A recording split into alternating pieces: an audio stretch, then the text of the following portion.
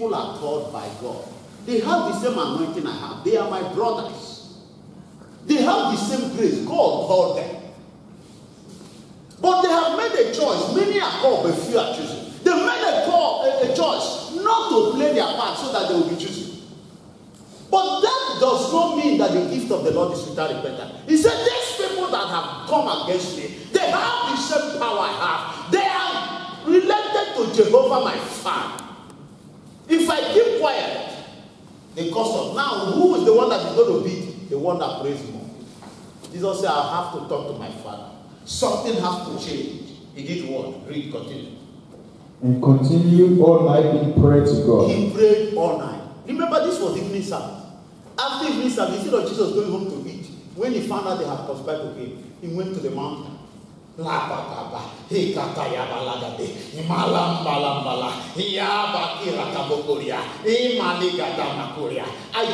that the people that are blind will see. And that is what I'm doing now. Oh God, protect me from my brothers. Oh God, protect me as the Joseph of the family of Jacob.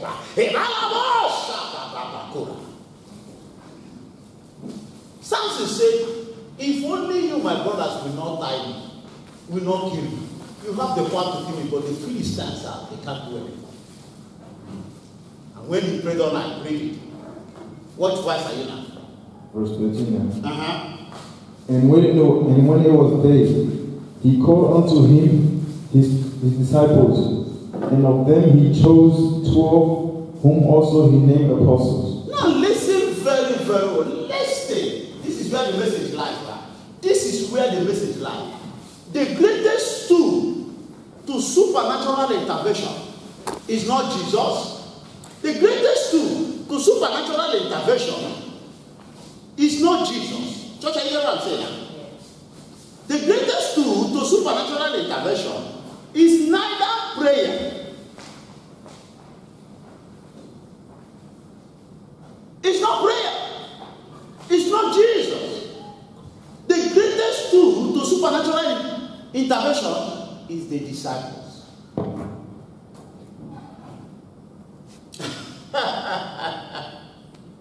It's the disciples. The Bible says when he was choosing them, he said, I'm choosing you to be apostles. But you have to start as a disciple. The greatest tool to supernatural intervention is not Jesus. The greatest tool to supernatural intervention is not prayer, in as much as they are the foundational skills. The Bible says he called all. Look at it, read it again. Read that verse 10. And when it was day, he called unto him his disciples. His disciples. And of them he chose 12. The 12. Whom also he named apostles. Now he called like how many people? There were like 200. There might be like 30. But the 12, the disciples, they were all disciples, but he chose 12. They are the greatest tool to any supernatural intervention. What does that mean? Archbishop Benson, that was. Where is Archbishop Benson now? To glory. But is Archbishop Benson still alive? Yes. At least he's alive in Pastor Joseph. And he's becoming alive in the life of Jimmy, becoming alive in the life of Vani, becoming alive, even Mama Yotere, he's becoming alive in them. That's supernatural intervention. People that didn't shake hands with him, people that didn't know him, but they are following the same vision, the way God gave to Moses, and say, Jude 17.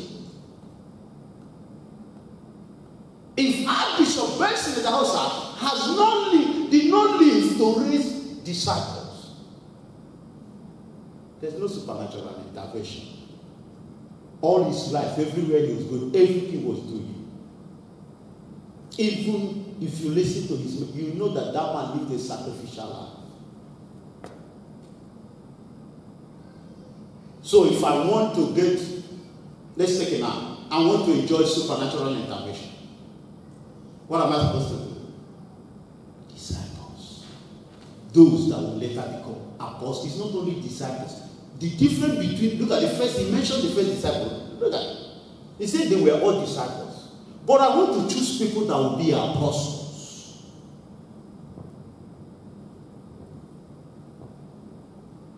I pray that one day I will look at you, Jimmy, and look at you, all my children, and really tell you who you are. You are the greatest legacy, the greatest miracle that's ever happened to me, including my children. They just that they are ready.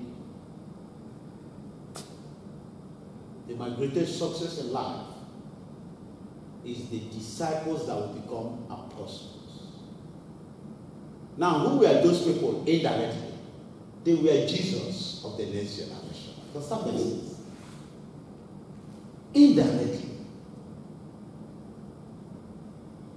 The greatest due to supernatural intervention. I'm saying this to introduce every one of them were disciples. But the only ones that are vessels for supernatural intervention in our generation are the ones that will later become apostles. Look at it. When it was day, before he did this, he had prayed all night. He said, I'm about to choose those that God will put a mark on and use them from disciples to apostles. Do you know what is happening in our generation now? Disciples, when they are supposed to pay the price, they will not pay the price to become apostles, they will break away. I keep on asking people, why should I break away? It's not to boast. If I start paying my tithe, me and my wife and our tithe in Church of God Mission Australia, you see, I'm telling you, we'll be very rich. My tithe is, our personal tithe is bigger than 10 times more than Church of God Mission tithe. So what's the need breaking away? I'm not breaking away to get more money. I'm already God has blessed me with divine wealth. Why not use this opportunity to show the next generation there is no need in breaking the church? It's not your church. The Bible says, I will build my church. Jehovah said, I will build my church. And it's not your church. What are you doing? You are stupid. What church are you going to build? Is it your church? Why are we so myopic?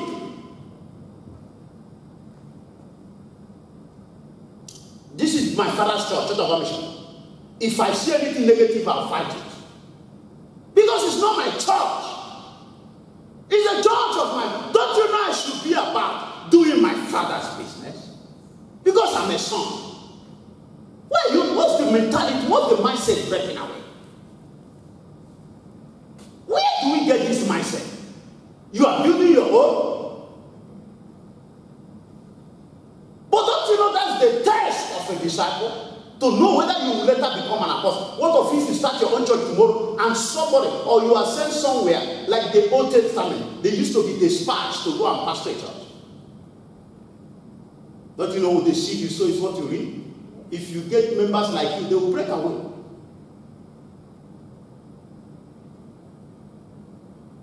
I prefer my members to stay here and let's argue what is right or what is not right. Because you have the right.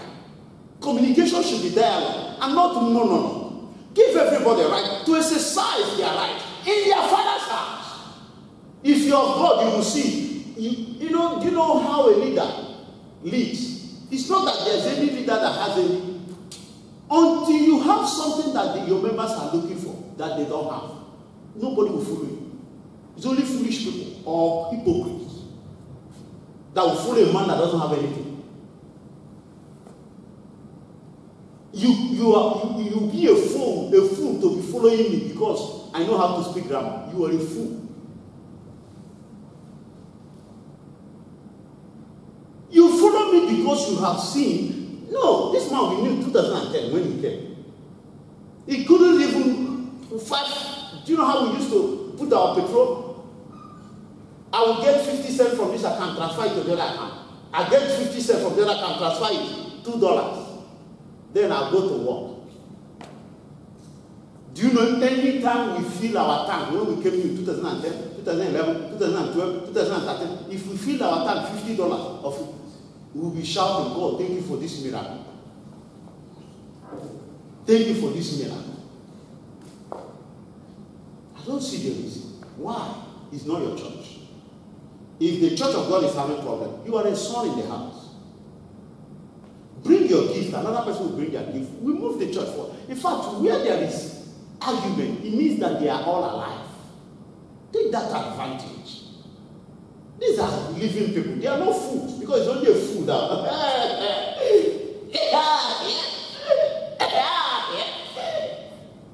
But somebody living will say, no, I'm not. No. Take advantage of it that all these people are alive. Use them by His special grace to bring the body of Christ to where it's supposed to be. Jesus said, these disciples, He chose 12 that He knew from the disciples, and they will become, the Bible says, whom also He named what? Apostle. What's the meaning of apostle? It means I'm choosing you to send you. How many of us really want supernatural intervention in this church? Become a disciple. That will become an apostle later. Be the church. And stop coming to church. No people only when they go to church. The worst part of the people that we are crying. So I said, you a Christian? Don't you see my cross? I said, this your cross. What do you mean by don't you see my cross? I said, but that's their level. Somebody was asking me yesterday, he said, are you going to, I said, I'm preaching in the morning, I'm a reverend minister. He said, oh, I like the way African pastor preach, I did that. I said, preaching only contributes 5% to our successes. The life I live, what you see me do, contributes 75%. She looked at me. Say, African preacher, they preach very well, but this one you're saying is. I said, judge me by my character. Judge me. The message I preach is my lifestyle. It's not what I preach or I come to church to do is 5%. But how I live with my wife, how I live with my children, how I live with my member, how I relate with my leader, whatever I do, this contributes. How I live in Australia, how Nigeria, when they ask me, where are you from? I say I'm in Nigeria, from the nation scam nation. That's the first thing I tell them. They scam. They can. You say, what do you mean by scam? I say, if they want to scam you with President Trump, you will see they will build President Trump, fake one man. And President will shake your hand and say, in that business, I'll give you $70 billion, but you have to pay $1 million. And you shake hand, you will think it's President Trump. I'm telling you, Nigerians can do it. And they say, but why are you talking about your nation like this? I said, because that is what our nation is. And Buhari is also scam. Even the president is useless. A president that doesn't have certificate, no certificate. A president that has no primary school certificate. What kind of country is that in this modern generation? No certificate. He entered there with God. And there is a mindset which the British established there. And we also have our mindset too. It can two work together and let there be an agreement. It's a scam nation, it's a scam. Everything about Nigeria is scam. That's why we are behaving what we are. Our name is our character. And when they say, what of you? I say, don't ever, I'm still coming to what I say. It doesn't make sense. It's what I do. I say, take time, be careful with me, otherwise I can scam you. I have to be careful. I'm only trying to prove. Don't take what I say. Watch my character. Watch my lifestyle. Keep your eyes on. See.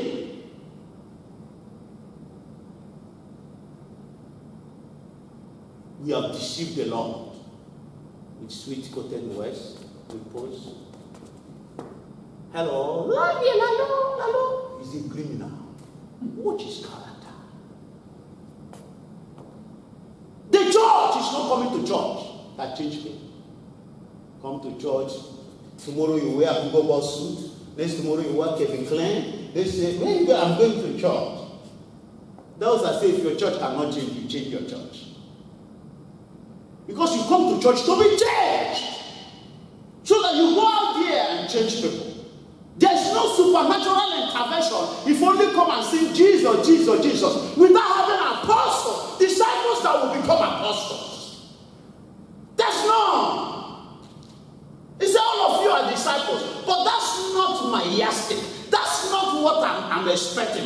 not where I want you. I want you to become apostle. Out of the crowd, who knows how many there were, he only chose 12.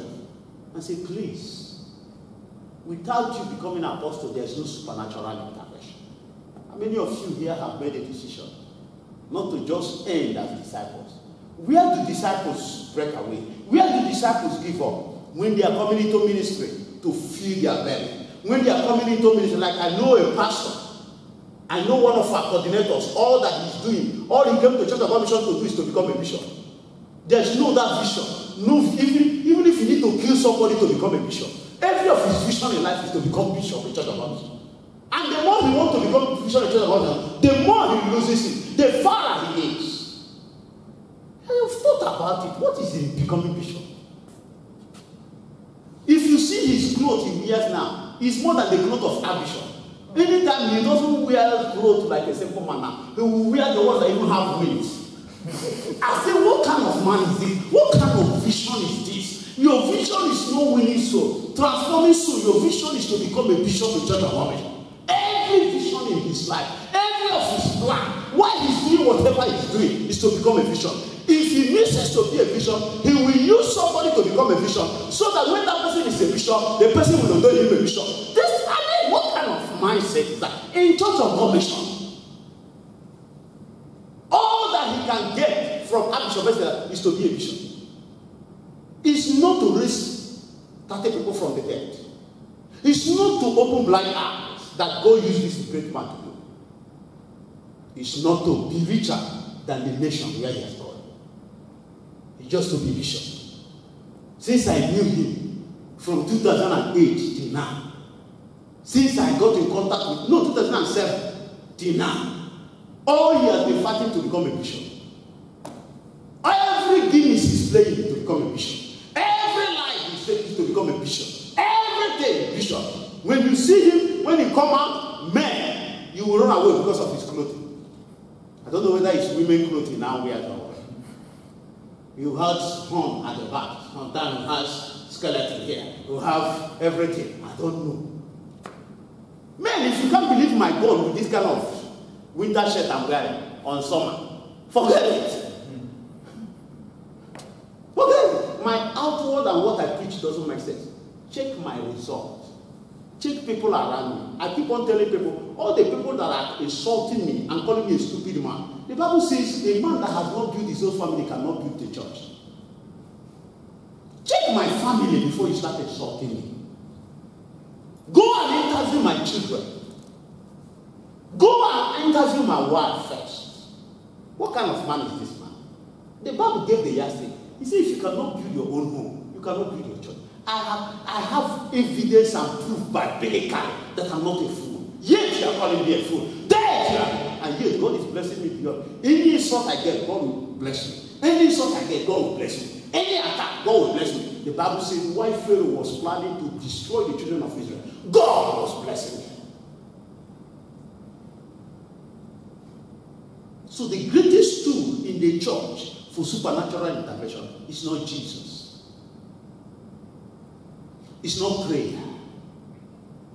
It's you that have been called as a disciple, becoming an apostle. Now look at things that will start happening when you make up your mind to be among the 12 and be faithful with all you desire to become an apostle. That one day, this place you have been trained, you will be dispatched to another place. The Bible says a man shall marry to his wife. It's talking about going to another branch. Spiritually, Paul said it's a mystery. Let's go to John chapter 6. I'm going to finish with that. You see the benefit if you give your life. Jesus came to prepare us, to disconnect us from death and connect us to life, so that we will be one with the Father, so that which is his will. John, read from chapter 6 from verse 1 fast. After these things, Jesus went over to the Sea of Galilee, yes, which is the Sea of Tiberias, and a great multitude followed him, because they saw his miracles which he did on them that were diseased. And Jesus went up into a mountain, and there he sat with his disciples. and the Passover, a feast of the Jews, was nigh. When Jesus then lifted up his eyes, and saw a great company come unto him, he said unto Philip, Whence shall we buy bread, that these may eat? And he said to prove him, for he himself knew what he would do. He knew already. What? Look at this. The Bible is coded. The Bible is well coded. That's why I keep on telling people, if you don't get the answer you need from a scripture, go to you will use scripture to explain scriptures. Jesus has already raised the key, the greatest key to supernatural intervention. You see now? And he has started training them. You see now? Now they came to a place. And he needed to give the people food. It's time. If the Bible says that most of them cannot even get to their house without fainting, if no food. He needed supernatural intervention. There was no food. But the Bible says Jesus already knew. Because he has the tool. He has the tool for supernatural intervention. Who are the tools? The 12 disciples. Of which if you decide today to be among the 12 disciples of your church, you become a supernatural intervention. Testify. Wherever you go, God blesses you. That was why Peter, when he was passing through people that were on the road, that were sick, he wasn't saying be healed. The Bible says he shadowed you them because he's a tool for supernatural intervention. How am I making sense?